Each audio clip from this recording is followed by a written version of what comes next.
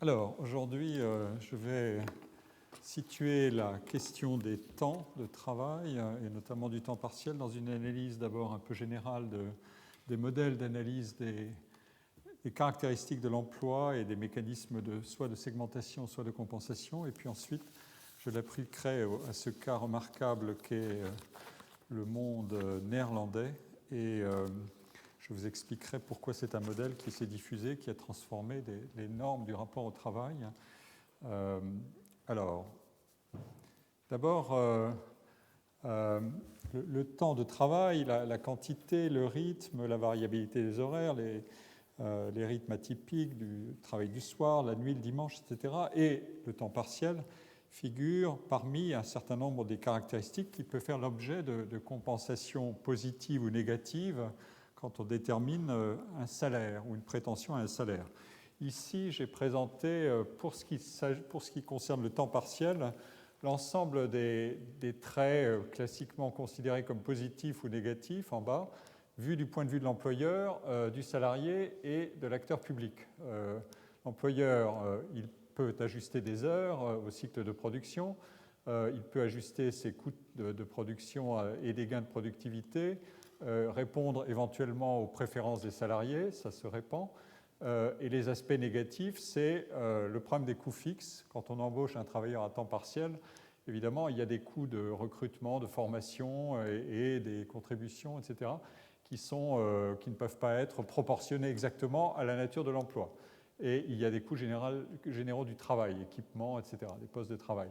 Donc, c'est un élément désincitatif, ou du moins en partie. Pour le salarié, du côté positif, classiquement, on dit c'est une solution de conciliation équilibrée entre travail et engagement externe, par exemple les engagements familiaux, soins aux enfants et peut-être maintenant de plus en plus aux parents âgés, solution d'entrée ou de retrait progressif du marché du travail sur le cycle de vie. À l'entrée, on a dit pour les étudiants, à la sortie quand on prend de l'âge. Et il y a, toutes choses égales par ailleurs, une augmentation de la satisfaction personnelle à travailler de manière plus modulée. Du côté négatif, évidemment, le problème est de savoir si les salaires seront les mêmes, les salaires horaires, je veux dire, et si on ne sera pas pénalisé parce qu'on aura moins d'avantages, on sera une sorte de salarié de deuxième zone, avec des perspectives de carrière réduites et une transition entre temps plein et temps partiel qui peut devenir complexe, et le retour aussi, et des satisfactions à l'égard de l'emploi ou de la qualité de l'emploi qui peuvent être moindres. Et enfin, du côté de l'acteur public, on a un taux d'activité qui augmente, on l'a vu avec le temps partiel, mais aussi des problèmes de gaspillage de ressources, de capital humain. Si les gens travaillent à temps partiel, notamment les femmes, et je l'ai dit, comme elles sont plus formées, mieux, elles ont une formation secondaire et supérieure beaucoup plus élevée en moyenne que les hommes aujourd'hui. Or, c'est sur elles que repose l'essentiel du temps partiel. N'assiste-t-on pas à une sorte de gaspillage à grande échelle? Et puis, il peut y avoir des effets d'éviction. Le temps partiel peut chasser le temps plein. Voilà le genre d'argument qu'il faut garder en mémoire quand on va coter un travail par ses multiples dimensions. Donc on dira qu'il y a, du côté du salarié, il y a un ensemble de préférences, de contraintes. Si le salarié peut agir de façon optimale, il n'acceptera des conditions difficiles ou atypiques de travail qu'à condition d'obtenir une contrepartie monétaire dont le montant peut évidemment varier en fonction de ses dispositions à accepter des risques ou de la pénibilité dans un emploi et en fonction de ses capacités de négocier dans un espace de choix possible. Les arbitrages qu'il fera reviennent donc à donner un prix à ces différentes caractéristiques de l'emploi qu'il souhaite ou qui lui est proposé et à faire varier son salaire en fonction de la valeur, son salaire de réserve, celui qu'il est prêt à accepter, en fonction de la valeur positive ou négative de ces caractéristiques. Autrement dit, un travail peu plaisant, répétitif plaisant, peu répétitif et autonome sera évidemment plus acceptable à un salaire donné qu'un travail répétitif, ennuyeux, sale et dangereux. Et de son côté, l'employeur, dans sa demande, doit arbitrer entre, d'un côté, la possibilité de compenser le travailleur pour des conditions de travail atypiques. Notamment, on a beaucoup étudié le cas des rythmes atypiques, travail de nuit, travail posté, etc. et qui font l'objet de compensations qui sont identifiés comme pénibles de manière plus ou moins complexe et sophistiquée. Et de l'autre côté, il doit évidemment examiner les coûts d'une amélioration des conditions de travail qui sont offertes.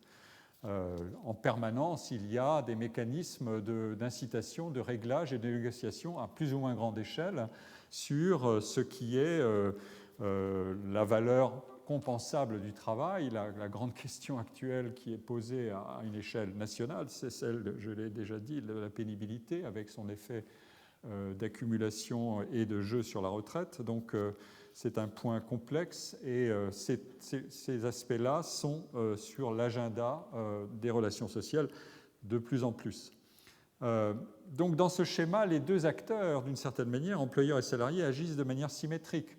Pour le travailleur, son salaire correspond à un taux marginal de substitution entre le revenu, c'est-à-dire le travail comme socle de consommation, et les conditions de travail.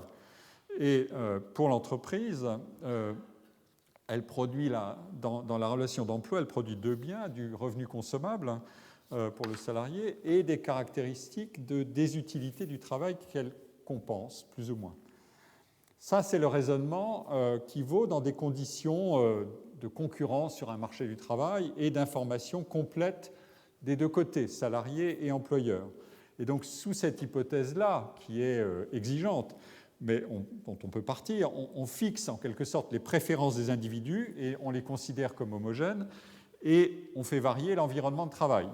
Cette idée de préférence considérée comme homogène, elle a un sens si je dis personne n'est supposé préférer véritablement un travail ennuyeux et répétitif à un travail varié et stimulant. Donc on peut s'accorder sur le fait que c'est une préférence relativement rationnelle. Et donc on fait varier les environnements de travail. Si le marché est concurrentiel, les individus observent les conditions de travail et attribuent à ces conditions des valeurs positives et négatives. Et ils connaissent plus ou moins bien, mais ils sont supposés le connaître bien dans ce modèle, la distribution de ces valeurs sur les divers emplois auxquels ils peuvent prétendre. Et ils font donc leurs arbitrages en fonction du prix positif ou négatif qu'ils accordent à ces caractéristiques, je l'ai dit. Comme les emplois diffèrent, les salaires seront différents, mais au total, l'argument essentiel de cette approche, c'est de dire que c'est la même utilité qui est obtenue par mécanisme de compensation par chacun. On additionne et on soustrait pour chaque emploi la valeur des caractéristiques considérées. Donc le salaire est composé d'une partie monétaire et d'une partie non monétaire. Cet argument, je l'ai appliqué avec beaucoup d'utilité, j'ai trouvé, dans l'étude des métiers artistiques qui sont généralement avec une très forte dispersion des rémunérations et en même temps une très forte déclaration de gratification intrinsèque du métier. Et donc, c'est un cas presque limite d'application de ce modèle. Donc, dans ce cas, mais dans d'autres aussi, des emplois moins agréables seront mieux payés et des emplois agréables seront moins bien payés, toutes choses égales par ailleurs. Ceci veut dire qu'on égalise des avantages et des désavantages nets des emplois. Alors, évidemment, ce raisonnement peut-il résister à l'objection élémentaire, mais un peu trop simple sous sa forme élémentaire, selon laquelle les meilleurs emplois sont aussi ceux qui sont les mieux payés et qui offrent des conditions de travail les plus favorables. Avant de soulever cette objection qui paraît assez naturelle, il faut quand même rappeler quelles sont ces caractéristiques du travail qui peuvent faire l'objet d'égalisation compensatrice. Alors, il y a à l'origine des travaux de la science économique et sociale moderne un grand livre d'Adam Smith, Recherche sur la nature et les causes de la richesse des nations, qui avait établi en fait une première liste de ces caractéristiques d'emploi génératrices des compensations salariales égalisatrices. Et la théorie s'est engouffrée derrière bien plus tard avec Alfred Marshall ou Sherwin Rosen sur ce programme-là. Et la liste que je fais figurer ici, elle dit ceci: les salaires du travail varient selon que l'emploi est aisé ou pénible, propre ou malpropre, honorable ou méprisé. Évidemment, derrière cette qualification s'engouffre le grand thème de à la fois la reconnaissance, qui est un des mots-clés d'une certaine analyse critique du travail aujourd'hui, par exemple dans la lignée d'Axel Honneth, et le thème de la pénibilité. Deuxième critère, la facilité et le bon marché de ce que Smith appelait l'apprentissage, autrement dit la formation, la difficulté et la dépense qu'ils exigent. On a ici en quelque sorte les prémices d'une théorie du capital humain.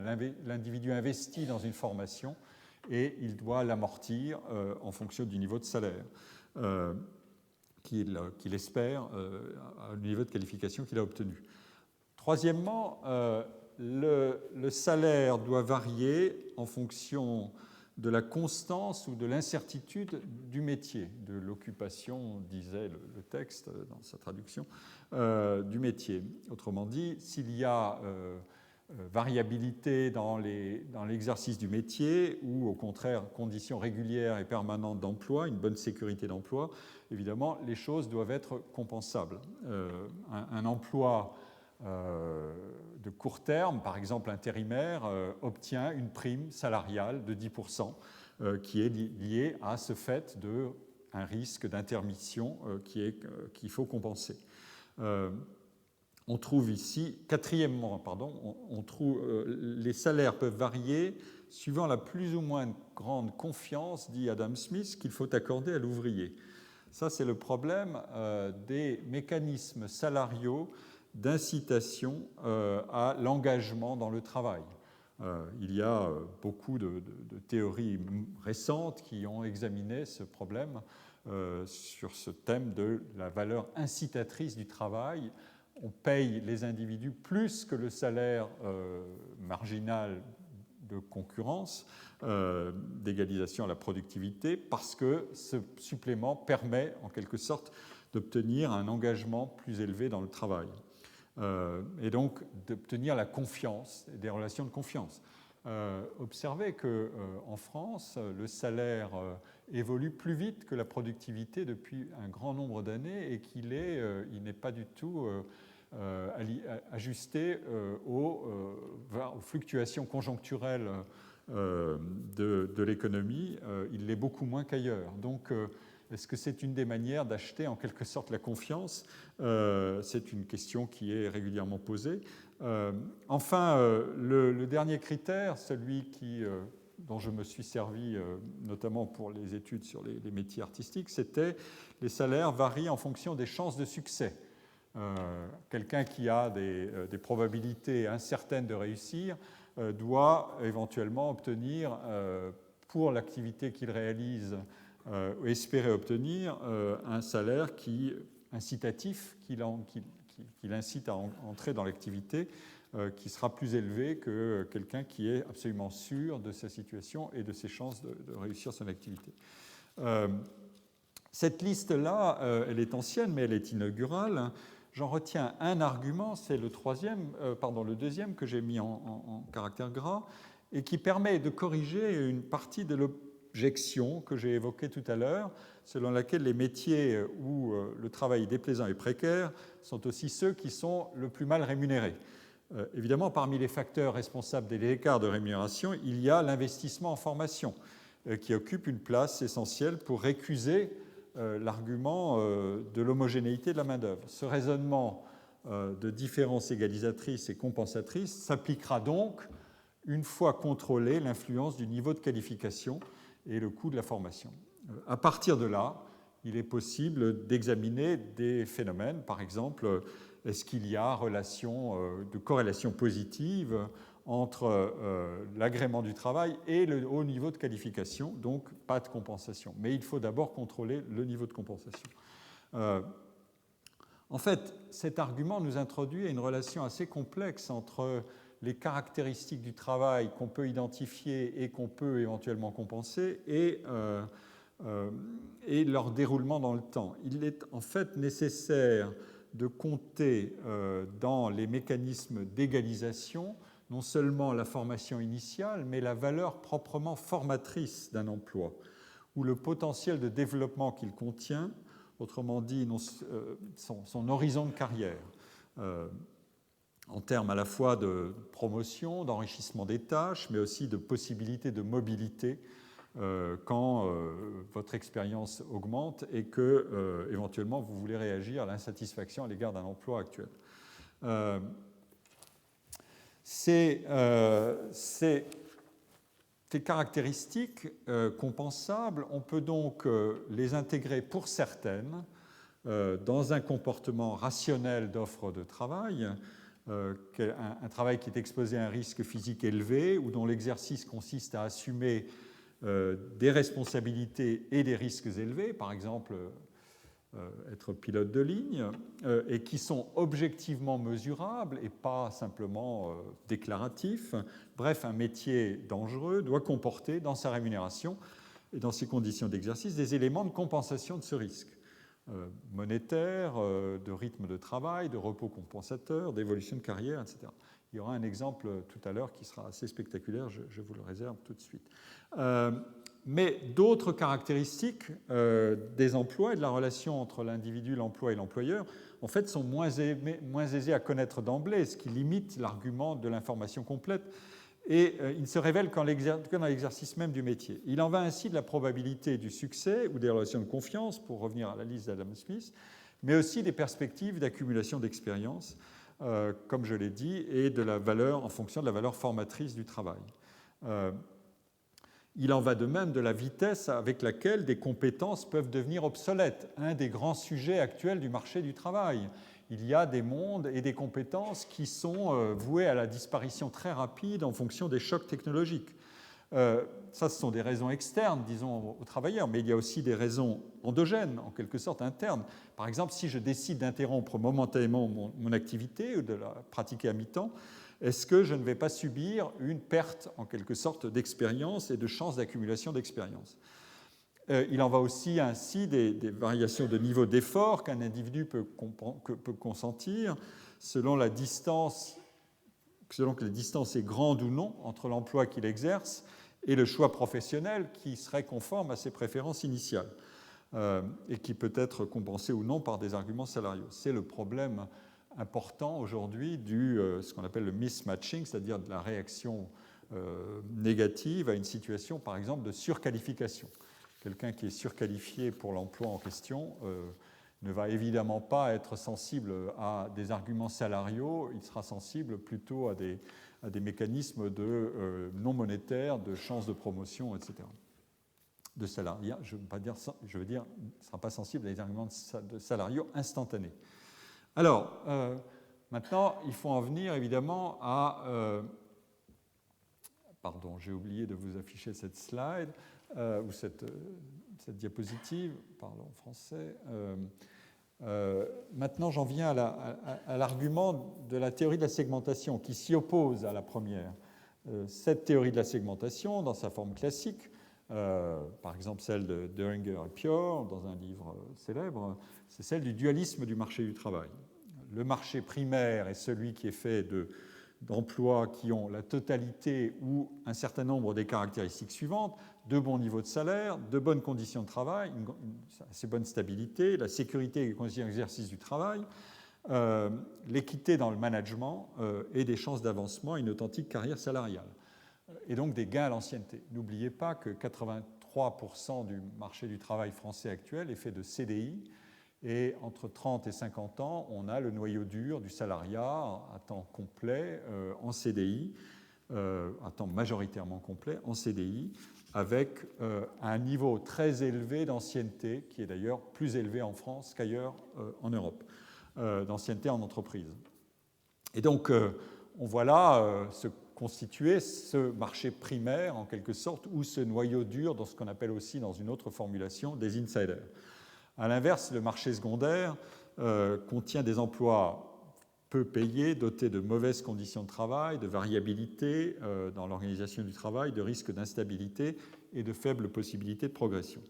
Donc, dans ce cas-là, la polarisation du marché du travail se comprend comme une corrélation stricte entre des salaires et des caractéristiques non monétaires des emplois et des conditions de travail. Donc, autrement dit, une corrélation qui est positive pour les bons emplois et aussi pour les mauvais, c'est-à-dire quand on a un emploi peu qualifié, on a aussi de mauvaises conditions de travail. le mécanisme n'agit pas du tout de manière compensatrice. Et ici, il faut intégrer dans cette segmentation à la fois la nature des emplois, plus ou moins qualifiés, c'est celle qui est la plus visible, mais aussi les secteurs d'emploi, les services.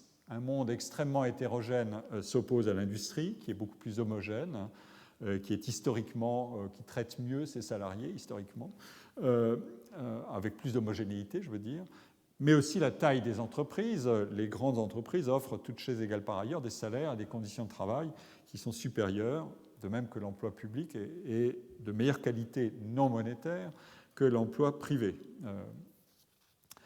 Alors, il existe une grande variété de travaux qui ont testé la portée de ces deux modèles. Je vais passer sur cette diapositive parce que je n'aurai pas le temps, mais il y a un troisième segment qui s'appelle le marché professionnel. On le voit ici, ce sont des professionnels doués d'une grande réputation, d'une forte réputation et d'un capital humain élevé qui jouent en quelque sorte leur partie sur un marché beaucoup plus large qui ne se limite pas à l'entreprise, mais ils sont capables de mobilité interentreprise et leur univers de référence, c'est la communauté professionnelle.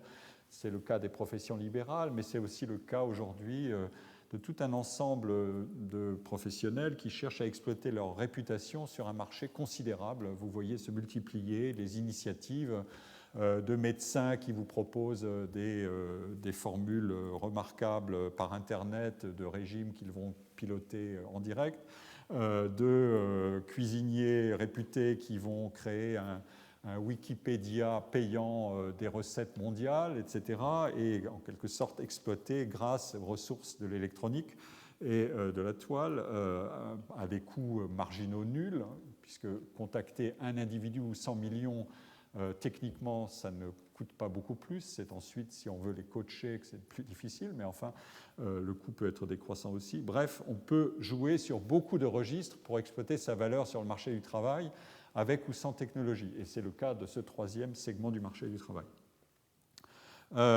Mais ça n'est pas celui-là qui m'intéresse aujourd'hui. Alors, il existe beaucoup de travaux qui ont cherché à tester la portée de ce genre de modèle et aussi des travaux qui ont voulu relativiser l'opposition frontale entre ces modèles en comparant leurs performances respectives, c'est-à-dire aussi leurs limites, et pour chercher éventuellement à les rendre plus complémentaires que opposés. Alors, je vais examiner deux manières de comparer la portée de ces théories. Premièrement, par l'étude des relations entre trois indices possibles de la qualité des emplois, le salaire, le niveau de qualification, approché par le niveau de formation ou de diplôme des individus, et les caractéristiques non monétaires des emplois, et je m'appuierai sur des travaux européens. Et ensuite, je vais explorer une des voies qui permettent de relier la théorie des numéro 1, des différentiels compensateurs, à la théorie numéro 2, celle de la segmentation, à partir de l'introduction des acteurs collectifs, syndicats de salariés, organisations patronales, acteurs politiques, législateurs. Et la situation sur laquelle je déboucherai plus tard, néerlandaise, ne se comprend pas du tout si on ne met pas en jeu ces acteurs collectifs qui ont été ceux qui ont équipé en quelque sorte les mentalités et les arrangements sociaux et économiques pour faire évoluer un modèle à grande échelle, un modèle d'organisation du travail, de manière plus complexe que par une simple loi qui dictait d'en haut un changement radical. Et c'est donc à partir de cette deuxième approche qu'on pourra montrer pourquoi le rapport au travail peut évoluer sensiblement, pourvu qu'on puisse finement périodiser, contextualiser et enrichir la caractérisation du travail comme objet de préférence et d'arbitrage. Mais dans ce cas-là, il faut introduire non pas l'individu, mais plus que l'individu, le ménage. Parce que le modèle le plus répandu du travail à temps partiel, puisqu'il est question de celui-là, c'est celui du couple de deux actifs dont l'un est à temps plein et l'autre à temps partiel. Je vous laisse distribuer les sexes sur les deux situations. Ça n'est pas très difficile de savoir qui est plutôt à temps plein et qui est plutôt à temps partiel. Mais le taux de satisfaction à l'égard de ces situations est tellement élevé et tellement stable qu'il y a quelque chose qu'on doit examiner de près pour comprendre pourquoi ce modèle-là s'est imposé là et pas beaucoup ailleurs, pas tellement ailleurs, ou dans de toutes autres conditions si le temps partiel s'est développé. Donc d'abord, caractérisation multidimensionnelle du travail. Alors je m'appuie ici sur des enquêtes importantes et intéressantes sur les conditions de travail en Europe. La dernière en date de 2010 et elle a été publiée en 2012 et elle caractérise les dimensions non monétaires du travail à partir d'un questionnaire très détaillé qui recueille auprès des salariés non seulement des données sociodémographiques, mais aussi des données sur le salaire, les caractéristiques de leur emploi, secteur, taille de l'entreprise, etc., mais aussi des évaluations de leurs conditions de travail recueillies par questionnement direct sur les dimensions classiques suivantes: le contexte de l'emploi, le temps et les horaires de travail, l'intensité de travail, les facteurs physiques d'exercice du travail ou de pénibilité, les facteurs cognitifs, les risques psychosociaux, la violence, le harcèlement et la discrimination dans l'emploi, l'organisation du travail en tant que telle, les compétences, formations et perspectives de carrière qui sont liées à l'exercice de l'activité, les relations sociales dans l'entreprise et avec les collègues, question importante, l'équilibre entre travail et vie personnelle, la sécurité financière et enfin les satisfactions et les chances d'accomplissement dans l'emploi et la question de la santé et du bien-être. C'est un ensemble très vaste d'indicateurs qui peuvent être évidemment mis en relation les uns avec les autres et surtout avec les niveaux de salaire, de rémunération, de conditions d'emploi. Voilà le tableau. Alors, on peut en extraire un modèle en quelque sorte réduit pour construire des indices et l'indice de conditions non monétaires ou de caractéristiques non monétaires de travail sur lequel je m'appuie à partir des travaux européens que j'ai consultés, c'est un indice qui reprend 4 caractéristiques essentielles, 4 groupes de caractéristiques. Premièrement, des questions de qualité intrinsèque du travail, compétences et attributs de l'emploi, est-ce que les tâches sont monotones, complexes, est-ce qu'on y apprend des choses, l'autonomie, dont on a souvent parlé déjà antérieurement, est-ce que j'évalue moi-même la qualité de mon travail, est-ce que je peux choisir mes méthodes, la vitesse de travail, est-ce que je peux travailler à l'extérieur, le soutien des collègues, donc l'environnement social, est-ce que j'ai de l'aide ou non des collègues et du manager ou du supérieur, comme on dit. Deuxièmement, qualité de l'emploi, stabilité contractuelle, type de contrat, combien d'années d'ancienneté ai-je, est-ce que je suis susceptible de perdre mon emploi dans les 6 mois. Voilà un certain nombre de caractéristiques qu'on peut prendre en compte et coter précisément. Les perspectives d'avancement dans la carrière. Troisièmement, les risques sur le lieu de travail, des risques physiques, je ne les détaille pas, mais les voilà, et des risques psychosociaux. Et on a retenu dans la construction de cet indice essentiellement la question du harcèlement. Et enfin, la question des temps de travail. Celle-là va être intéressante parce qu'elle va un peu perturber l'ensemble de l'analyse, vous allez voir comment. Nombre habituel d'heures de travail par semaine, horaire de travail, flexibilité des arrangements sur les horaires et intensité de travail, c'est-à-dire rythme et contrainte de délai. Alors l'indice qui est construit consiste à pondérer ces composantes, à leur affecter une valeur de 25% pour construire l'indice total, et à pondérer ces différentes sous-composantes. Et donc, si la théorie de la segmentation était complètement vérifiée, la corrélation entre un indice non monétaire de conditions de travail, de qualité du travail, et les deux autres indices, c'est-à-dire salaire et niveau de formation initiale, cette corrélation devrait être très élevée. C'est-à-dire les bons emplois versus les mauvais cumulent les caractéristiques positives et les mauvais les caractéristiques négatives. Mais si la théorie des différentiels compensateurs était sauvable ou vérifiée, alors ces corrélations devraient être beaucoup plus modérées, voire négatives dans certains cas. Alors qu'en est-il ? Voilà les données qui sont issues d'une tabulation des corrélations entre les différents indices. Les indices en gras sont les indices principaux, c'est en anglais, mais salaire, éducation et qualité de l'emploi. Et les indices en caractère italique sont la décomposition des caractéristiques non monétaires, c'est-à-dire valeur intrinsèque du travail, stabilité de l'emploi, les risques et les aspects de temps de travail. Ce qui ressort de cette tabulation, c'est que, en général, les indices sont très élevés au sens positif. Il n'y a pas d'indice négatif. Donc, on peut y voir une confirmation du fait qu'il y a bien une stratification du monde du travail, une segmentation. Mais tous les indices ne sont pas les mêmes.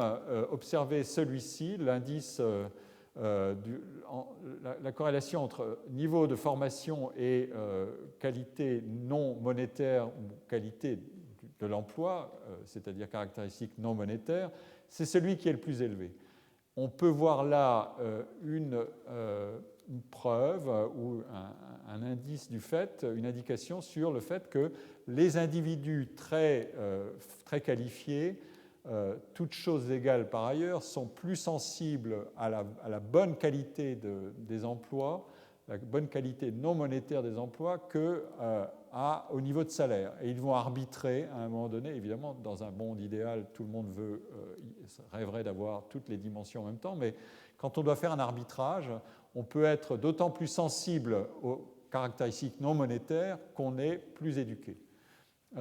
Et notamment à ce qui s'appelle la valeur intrinsèque du travail, c'est-à-dire la nature des tâches, complexité, routine, etc., et capacité de développement personnel. Donc vous voyez bien, là, il y a quelque chose qui est, quand j'ai étudié mes chers artistes, ils se situaient dans cet univers-là, typiquement. Voilà le genre de variation qui apparaît, mais sur un fond qui est bien celui d'une corrélation positive et très cumulative, en quelque sorte, des différentes qualités du travail. Tout ceci va dans le sens de la théorie de la segmentation. Donc, on a un marché du travail stratifié. En fait, les choses deviennent un peu plus compliquées quand on descend un peu plus bas dans la différenciation des emplois. Qu'est-ce que deviennent les scores des trois indices, donc salaire, formation et qualité de l'emploi, qualité non monétaire de l'emploi, ce que j'appelle la caractérisation non monétaire de l'emploi, une fois qu'on a écarté la question des salaires et de la formation. Qu'est-ce que deviennent ces indices quand on va regarder, on va décomposer la diversité des emplois et on va les regrouper par ensemble plus homogène et plus étroit, par exemple les professions ou les secteurs. Alors voilà le genre d'exercice auquel on peut procéder. C'est un peu difficile à lire comme toujours de loin, mais je vais le commenter brièvement. Les losanges bleus représentent dans un indice qui va de 0 à 100, une échelle qui va de 0 à 100. Et plus, évidemment, on va vers 100, plus le poids, par exemple, des caractéristiques non monétaires qui sont représentées par le losange bleu, plus ce poids est élevé. Ici, il ne l'est pas du tout. On est dans des travaux d'ouvriers d'usine, opérateurs de machines. Donc, leurs conditions de travail ne sont pas très favorables. En revanche, leur salaire, qui est représenté par l'étoile, est beaucoup plus élevé. Et ici, on a, mais ça apparaît assez mal, il faudrait baisser un peu la lumière, mais on a le niveau d'éducation ou de formation. Et vous voyez, l'intérêt, c'est à la fois la hauteur relative de chacune des informations dans l'échelle de 0 à 100. On voit bien qu'il y a des salaires élevés, des indices de salaires élevés dans les professions, Ici, on a les professions et là, on a les secteurs. Dans les professions très qualifiées, évidemment, les professions libérales ou les managers, on voit les niveaux de salaire sont élevés. Mais l'information qui est intéressante aussi, c'est la position relative des différentes informations sur une même échelle et une même ligne qui correspond à une profession. Et c'est ça le point important. Et donc, c'est ce qui permet de discuter la question de la compensation ou non des caractéristiques non monétaires. Plus les informations sont découplées sur ces tableaux, plus on a affaire à des mécanismes de compensation. Donc, l'information vaut pour les professions et ici pour les secteurs. Alors, il y a un exemple remarquable, je l'ai annoncé tout à l'heure. Qu'est-ce qui explose la situation ou qui la fait varier considérablement? c'est l'industrie minière. Or, c'était exactement le cas que citait déjà Adam Smith il y a 3 siècles, ou 2 siècles et demi. C'était le cas où les conditions de travail ne sont pas bonnes, mais en revanche, le salaire, le niveau de salaire est beaucoup plus élevé parce qu'il doit bien compenser ces conditions de travail. En tout cas, dans cette industrie-là, qui est par ailleurs bien organisée en termes de représentation syndicale et de force collective de négociation, ce qui est un critère essentiel pour faire reconnaître les conditions de travail. Dans cette industrie-là, nous avons affaire à des conditions de travail qui ne sont pas bonnes, mais qui sont bien compensées. À côté, vous avez exactement le phénomène inverse. Vous avez des conditions de travail qui se situent en indice à peu près au même niveau, mais le niveau de salaire est beaucoup plus faible. Ce sont les services à la personne. Donc, vous voyez, la variabilité des situations en fonction des secteurs compte énormément aussi, comme la variabilité des emplois cotés d'après la profession du titulaire. On a ici cette indication que le découplage des indices vaut un zoom sur la situation de plus ou moins bonne compensation de certaines caractéristiques par d'autres. On a vu donc les emplois ouvriers et les emplois artisans qui obtiennent des compensations d'une partie de leurs conditions de travail. On a à l'inverse des situations où les conditions de travail sont plus favorables, mais les salaires le sont moins, les indices de salaire le sont moins. Le phénomène de compensation, il n'a de sens que s'il joue dans les deux sens, évidemment. C'est-à-dire des conditions défavorables mais un salaire élevé, ou des conditions favorables et un salaire moindre. C'est ce cas-ci qui est celui du travail dans les supports administratifs de travail, dans les entreprises et dans les administrations. En revanche, il y a des cas où les 3 indices se réunissent à peu près complètement. C'est où la distance relative est beaucoup plus faible. Ce sont des emplois supérieurs qui obtiennent une partie, notamment des emplois avec une assez forte autonomie d'exercice du travail, qui obtiennent donc le cumul de toutes les situations.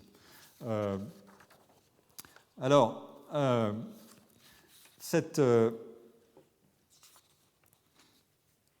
corrélation entre les 4 composantes de l'indice,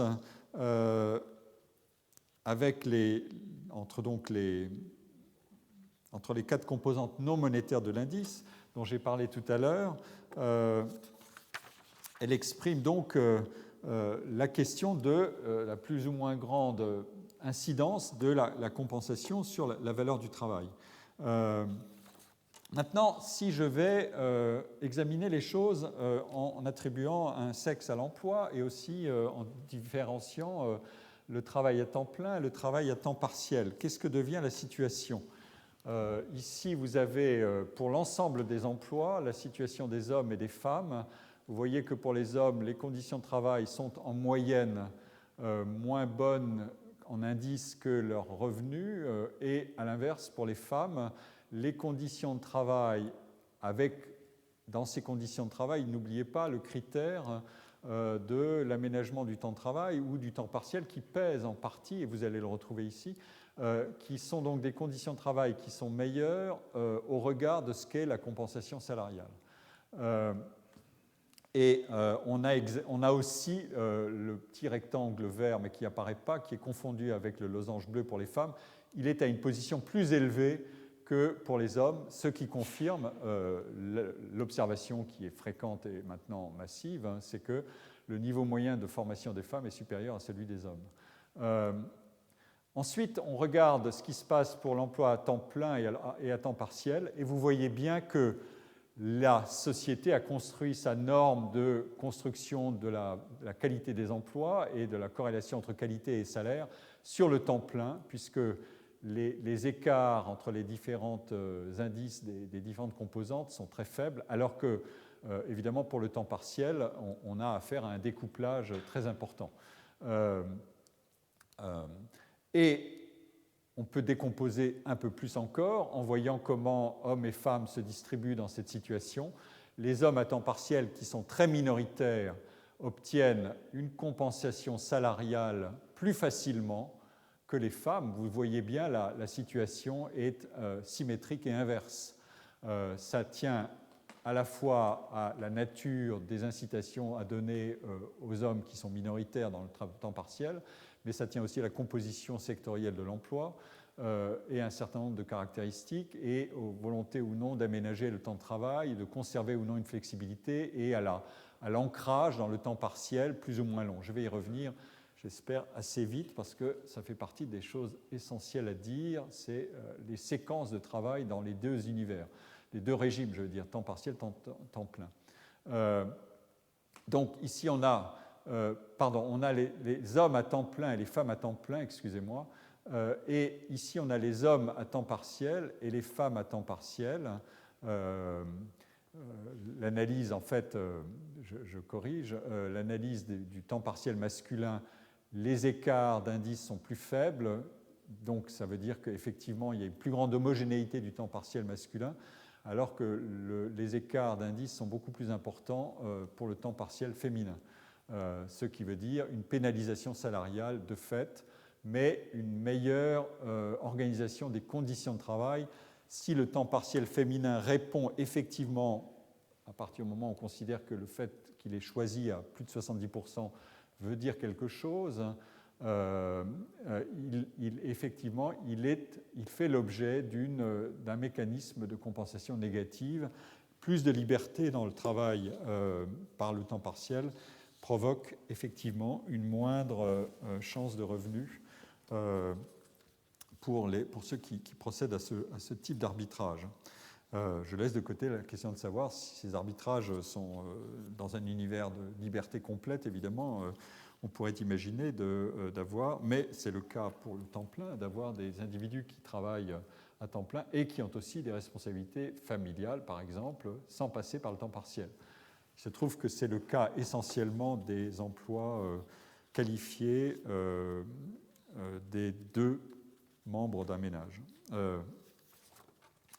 Alors, ce que donc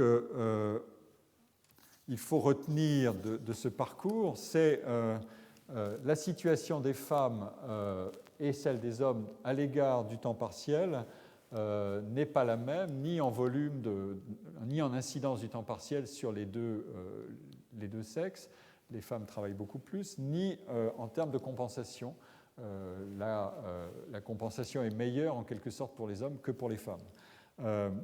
Si on regarde rapidement ce que sont les origines de ces mécanismes de différence entre hommes et femmes dans une situation donnée, celle du temps partiel, on verra que ici c'est un graphique qui montre quelle est la quantité de professions dans laquelle on trouve le plus d'hommes, au moins 50% des hommes et 50% des femmes.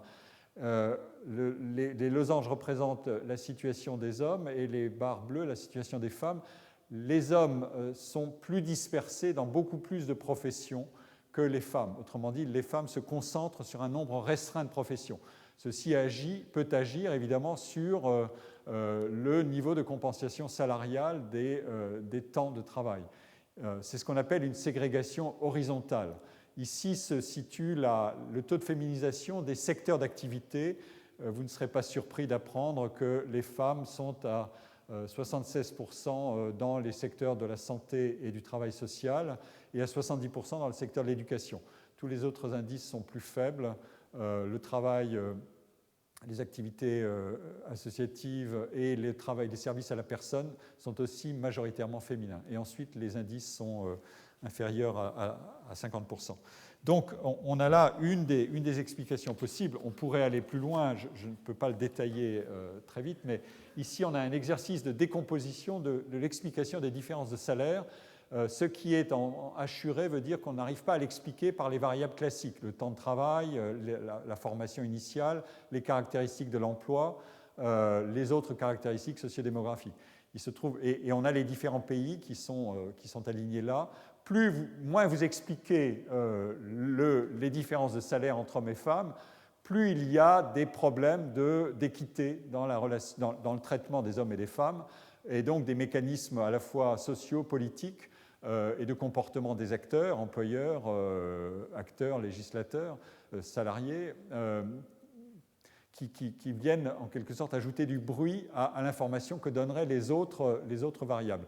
Il se trouve que là où le temps partiel est extrêmement répandu, vous voyez que la part non expliquée est très faible.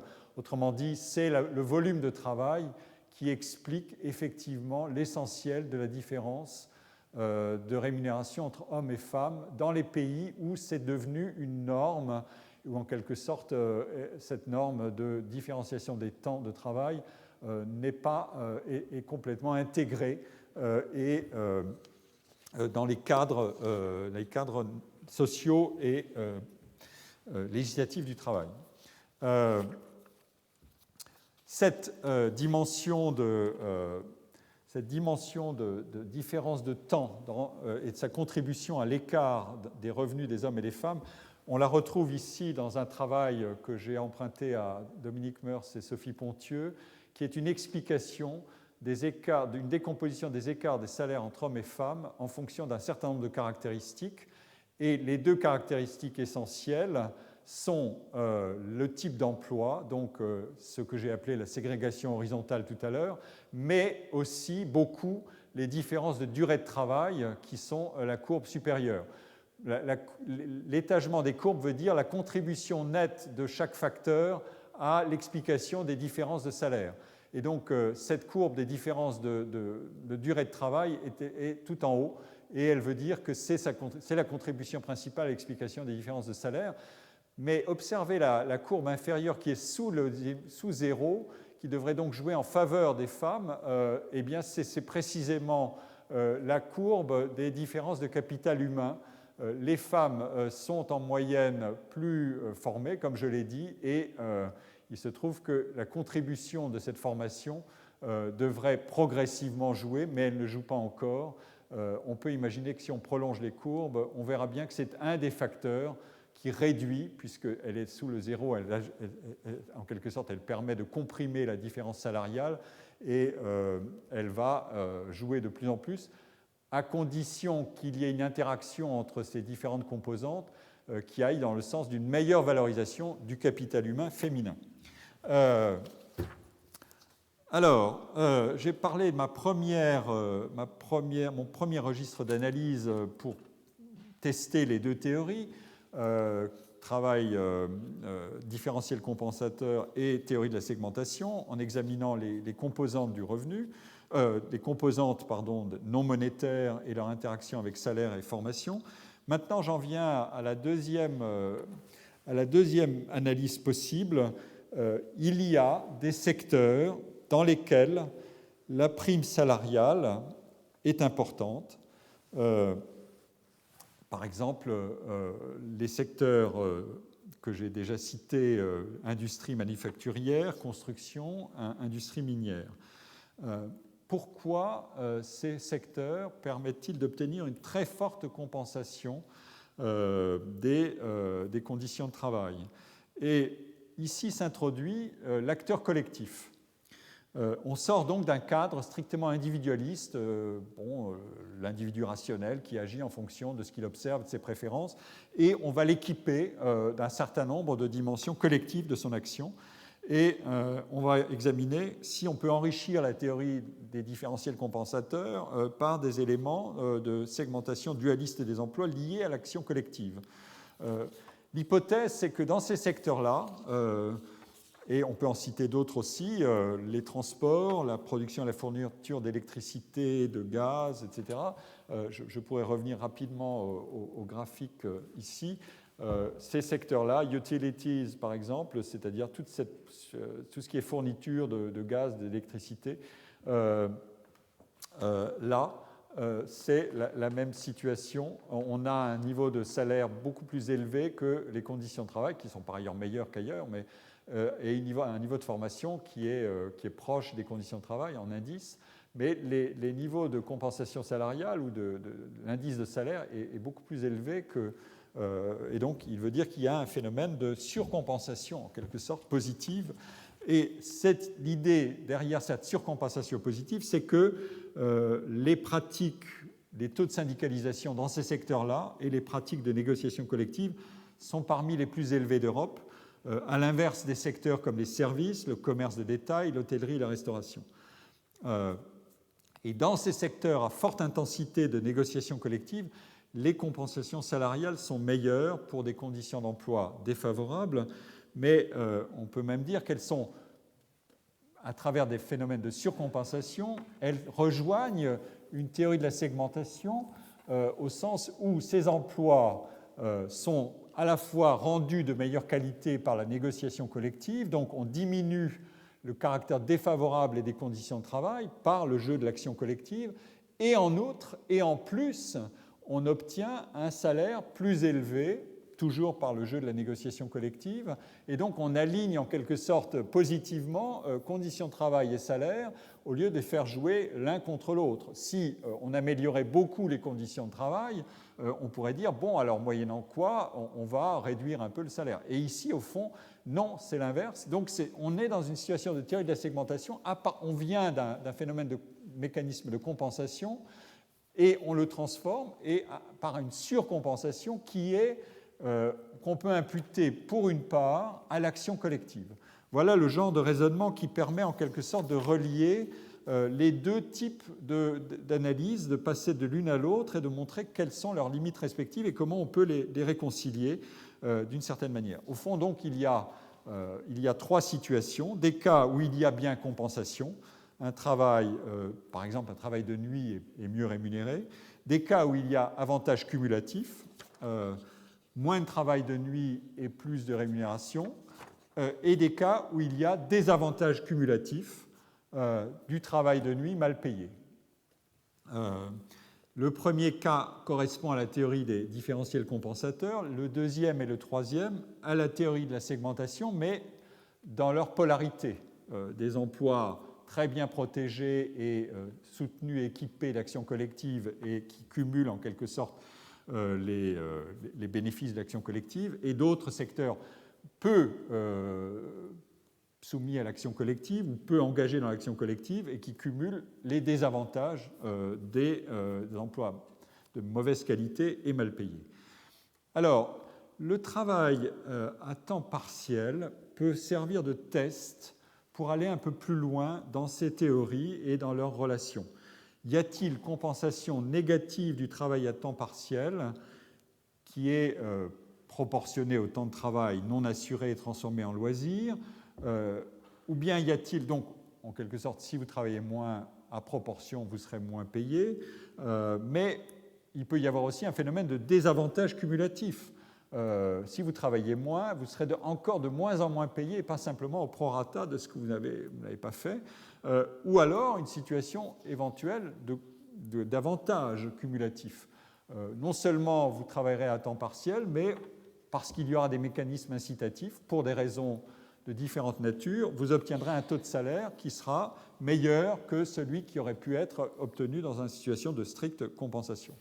Alors, le temps partiel permet d'analyser ces phénomènes parce que non seulement il pose la question classique que poserait directement une analyse frontale en termes de segmentation en disant est-ce qu'il s'agit de mauvais emplois, ou bien purement et simplement, ou bien est-ce qu'on peut y voir aussi de bons emplois, premièrement, et puis deuxièmement, et là il y a évidemment un problème très sensible, comme ces emplois à temps partiel sont occupés très majoritairement par des femmes, est-ce qu'il s'agit d'une double qualification négative du travail en quantité sécable? Autrement dit, le travail de mauvaise qualité pénalise de toute manière toujours les femmes. Cette hypothèse d'une discrimination à grande échelle à l'égard des femmes, qui est une sorte de version radicale de la théorie de la segmentation, devra alors expliquer aussi pourquoi le travail à temps partiel est très majoritairement déclaré choisi plutôt que subi, même en partant d'une définition minimaliste du choix, comme le fait de ne pas rechercher un emploi à temps plein. Voilà un problème important et qu'il faut examiner en détail. Donc, il faut examiner premièrement les arguments du choix d'un travail à temps partiel, si choix il y a, et deuxièmement, examiner si et en quoi cette préférence pour ce travail conduit à accepter des conditions d'emploi qui implique de sacrifier quelque chose en échange d'autre chose. La question est de savoir si on sait exactement ce qu'on sacrifie. Il y a évidemment le fait de sacrifier moins d'heures, de travailler moins d'heures et donc d'obtenir un salaire proportionnellement moindre, mais en échange de salaire, mais il se peut aussi qu'on sacrifie autre chose qu'on ne voit pas directement et que, je veux dire instantanément, quand j'introduis une dimension temporelle de moyen et de long terme, je dois compliquer mon raisonnement de segmentation ou de différenciation compensable. Je dois l'étendre à l'horizon de carrière, comme je l'ai dit, et donc étendre le raisonnement à ces séquences clés que comporte la variabilité d'un emploi selon cette grandeur qu'est la quantité horaire de travail. Est-ce qu'un emploi exercé à temps partiel, durablement, se compare à un emploi à temps plein exercé durablement? Les sacrifices monétaires plus ou moins compensables sont-ils neutres au regard du temps long de la carrière? Ceci voudrait dire que les chances de promotion et d'accès à des emplois mieux payés et valorisant mieux les compétences seraient équivalents dans les deux mondes. Ou bien ces chances sont-elles inférieures jusqu'au point où le temps partiel serait pris dans un mécanisme de désavantage cumulatif? Dans ce dernier cas, évidemment, la formule extrême de la pénalisation, c'est la trappe à temps partiel. Même si le travail à temps partiel est au départ choisi, il resterait la seule option possible, ou majoritairement possible, et pourrait bien devenir subi si l'individu avait évolué dans ses préférences pour rechercher un emploi à temps plein, mais ne le trouve pas. Par exemple, sort de la situation où il l'avait choisi pour des raisons personnelles ou familiales, et qu'une fois ces questions réglées, l'impératif de conciliation travail-vie professionnelle s'impose dans d'autres conditions, et qu'il veut revenir à l'emploi à temps plein. Nous disposons là-dessus de données intéressantes. Je reviens sur mes données. C'est une enquête, c'est un travail qui est cité souvent en référence de Alan Manning et sa co-auteure qui s'appelle Pietrangolo, qui a été publié en 2008 sur des données anglaises et qui montre quelle est la pénalité dans les... je vais le commenter brièvement et je m'aperçois que je suis aux portes de la situation néerlandaise, mais que je vais y arriver. Ce sont des situations où, en cas de... Quelle est la pénalité du temps partiel, qui est la donnée par rapport à laquelle on contraste le reste, le temps partiel par rapport au temps plein, toutes choses égales par ailleurs, et pour l'ensemble de la population féminine, il est de à peu près 14,4%. Et ensuite, on va examiner comment il se comporte, comment ce différentiel se comporte selon les séquences d'activité. Par exemple, s'il y a eu un changement d'emploi dans le temps partiel et au regard du changement d'emploi dans le temps plein, est-ce que la pénalité demeure? Elle est un peu inférieure. Mais ensuite, ceux qui étaient à temps plein et qui passent à temps partiel subissent une pénalisation de presque 10%. Et j'arrive ici à la situation qui est encore différente. Ceux qui passent du temps plein au temps partiel, ou celles plutôt qui passent du temps plein au temps partiel et qui changent d'employeur par rapport aux femmes qui sont dans la même situation mais en temps plein, elles subissent aussi une pénalisation de 9%. Donc, toutes les valeurs sont négatives. Ici, on fait figurer le niveau de pénalisation dans les emplois très qualifiés, avec un niveau de diplôme élevé.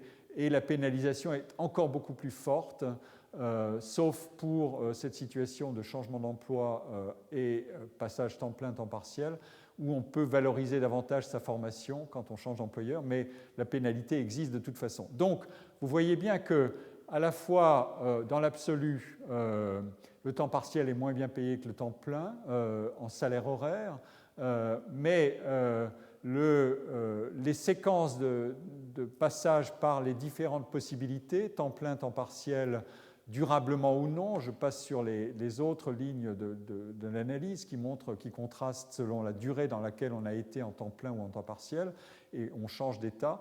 Là encore, on a une incidence, mais toujours avec une pénalité, sauf un cas remarquable qui est je reste avec le même employeur, j'étais à temps plein et je passe à temps partiel. Et la pénalité n'est que de 2%. C'est la plus faible de toute cette liste et elle est importante parce qu'elle désigne l'un des lieux où peut se jouer une négociation, non pas au plan macrosocial, tous les acteurs impliqués, au plan de grandes négociations collectives qui dépassent le cadre de l'entreprise, mais dans le cadre même de l'entreprise. Donc l'intérêt de ce genre d'analyse et de décomposition statistique, il est de cerner à travers les données l'action des mécanismes. Les mécanismes sont là, sous-jacents, et peuvent être précisés. Et effectivement, les données statistiques et le travail statistique permet de corroborer l'existence de ces mécanismes et leur intensité. C'est ça que montre la situation. Eh bien, le travail ici a été fait sur les femmes considérées en solo, donc dans leur situation individuelle. La situation hollandaise, elle est liée ici à cette caractéristique-là, l'ancrage dans le temps partiel avec le même employeur limite en quelque sorte limite ou même annule les phénomènes de désavantage cumulatif du temps partiel par rapport au temps plein. Mais, comme je vais le montrer la prochaine fois maintenant, le point essentiel, c'est qu'il faut un environnement de ce travail et donc c'est le changement de focale. On n'est plus simplement sur l'individu, mais sur le couple. Et la question aussi est de savoir si dans un couple où l'un travaille à temps plein et l'autre à temps partiel, celui qui travaille à temps plein concède un peu plus de travail domestique au fur et à mesure que les choses avancent et que les jeunes générations s'installent dans cette situation qu'auparavant. Et la réponse est pas vraiment. Donc il y a à la fois un modèle et une inertie, un modèle de transformation et une inertie assez forte, comme si des normes restaient à la fois d'émancipation et de tradition, de sexuation du travail domestique très forte. Voilà le genre de données dont on dispose dans le cas hollandais qui sont assez remarquables à examiner. J'y viendrai pour conclure la semaine prochaine cette longue séquence des exposés sur les quantités et les qualités du travail avant de changer de registre d'analyse. Je vous remercie pour votre attention.